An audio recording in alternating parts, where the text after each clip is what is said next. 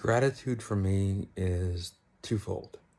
For me, when I was born, it was 1978.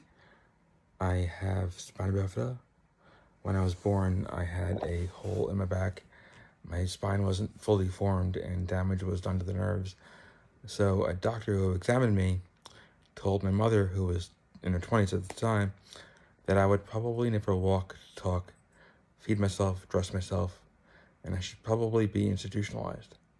And this obviously made her cry and upset her, and she didn't listen to him. She and my father kept me and allowed me to live the best life I could and gave me the best opportunities I could so that I could create the life I have now. And that is the first part of my gratitude.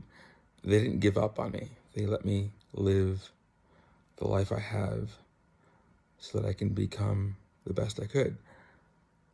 And when that happened, well, my mother told me that story when I was 16, and it upset me mostly because when she told me the story, she was in her mid-40s, and I could tell it was still affecting her because I could see in her eyes the crying, the tears welling up, and I could see how it affected her, so it affected me.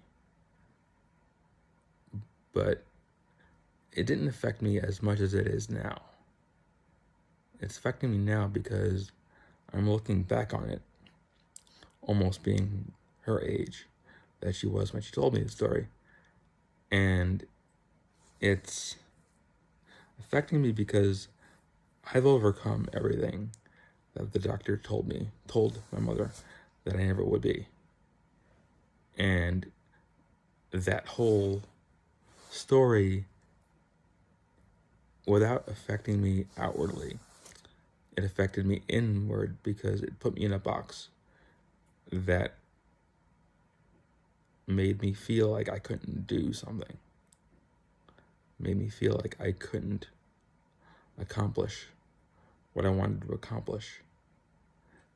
And it hampered my productivity and my improvement, my empowerment. It just slowed down what could have been or what will be.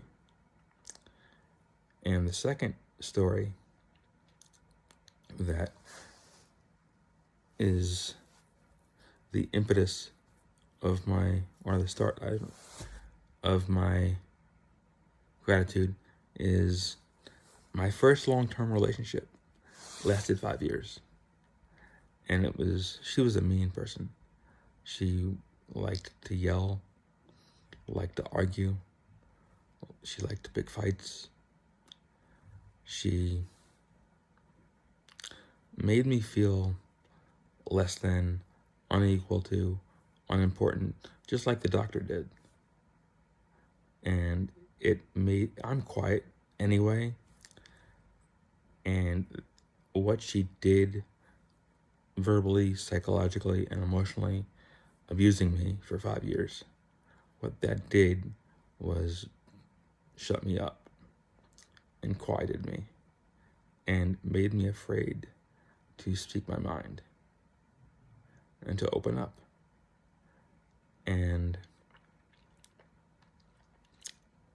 in 2016, I met my wife, my best friend, the love of my life, and she taught me a lot about love and communication and standing up for yourself and relationships.